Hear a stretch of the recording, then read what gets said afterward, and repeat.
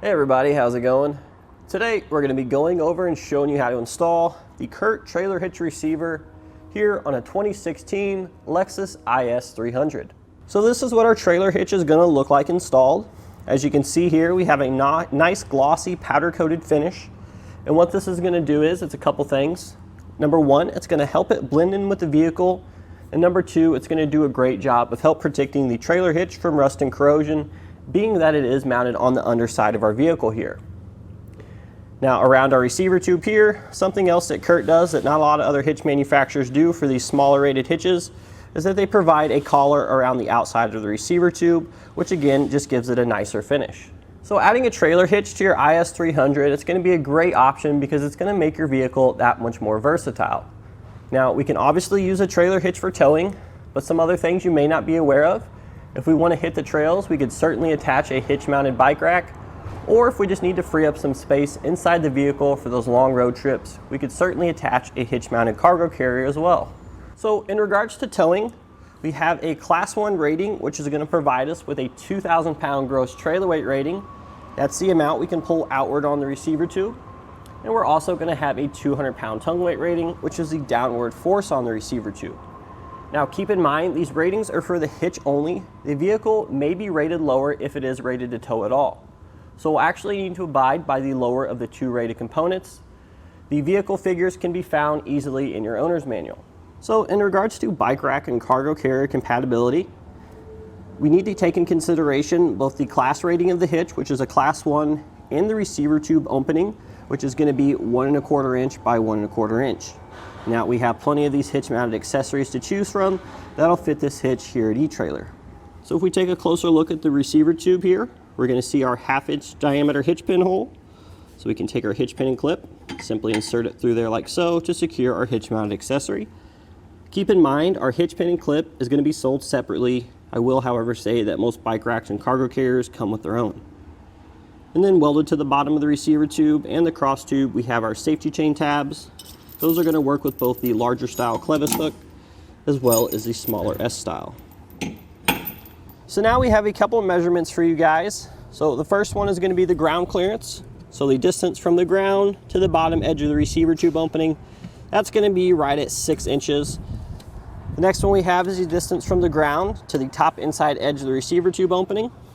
That's going to be 7.5 inches. And what we're going to use that for is when we're selecting a ball mount. That way we can make sure we get the correct rise and drop to tow our trailer level. And then finally, the distance from the center of the hitch pin hole to the outside edge of the bumper. That's going to be 6.5 inches, and that'll be useful when we're selecting our folding accessories, such as a bike rack or cargo carrier.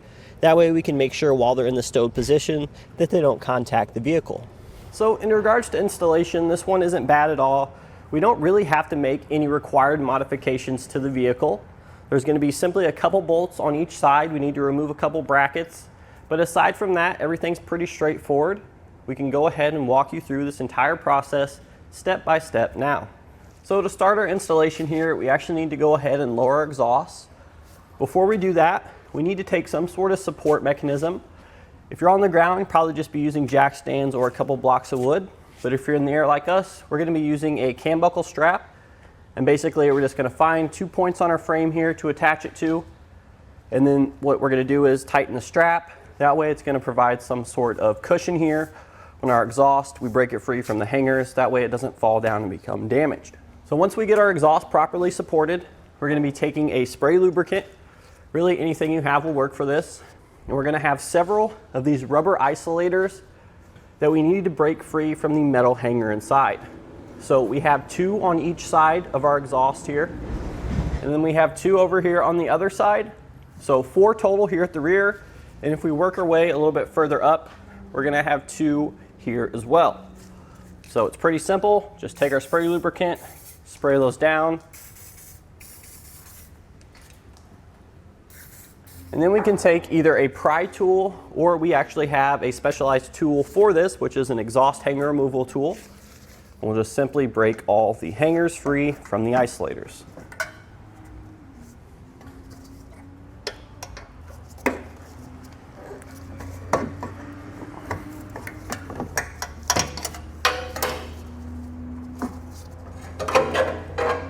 So once we have the mufflers lowered, if we look straight above there, you're going to see we have our exhaust hanger bracket, which is held on with 3 bolts. We're going to take a 17mm socket, and we're going to remove those 3 bolts, and then we should be able to actually remove the exhaust hanger bracket entirely. We have to do this on each side.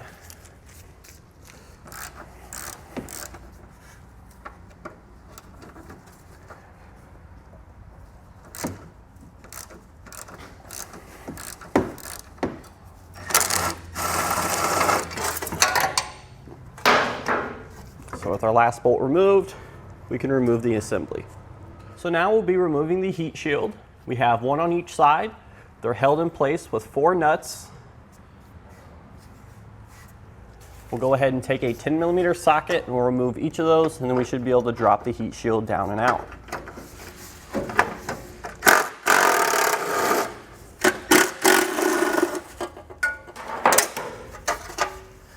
So once we get this one out, we'll simply just repeat that same process on the other side. So we've got one of our heat shields here. You can see where it's stamped. So where those parts are stamped out, that's actually where we're going to be cutting at. Now if you want to go ahead and just mock it back up there so you can get a little bit clearer view where you're going to be cutting, that's totally fine.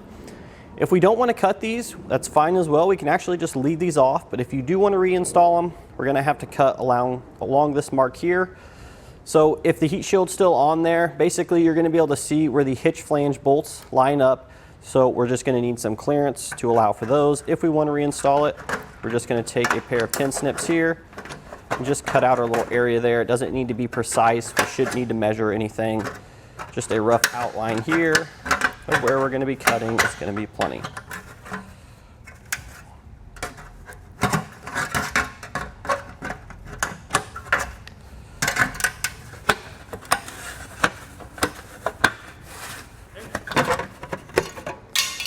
Once we have that area cut, I'm probably going to go ahead and hammer this down flat. And if you wanted to, you could actually tuck the metal a little bit to avoid all those sharp edges.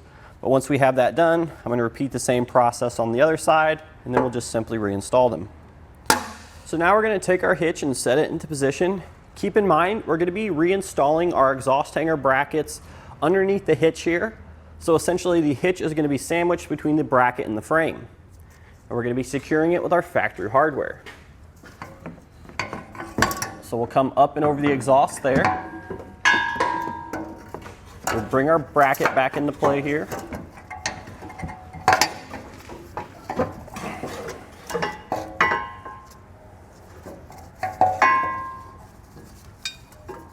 We'll line up our holes here, and we will insert our factory hardware.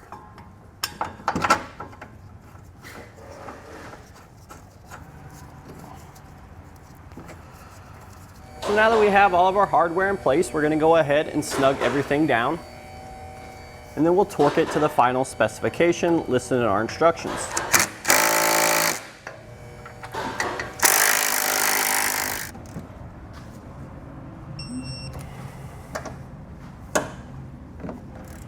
Now that we have our hitch in place, we're just simply going to go ahead and raise our exhaust back up into position. And that's going to do it today for our look and installation of the CURT Trailer Hitch receiver here on a 2016 Lexus IS 300.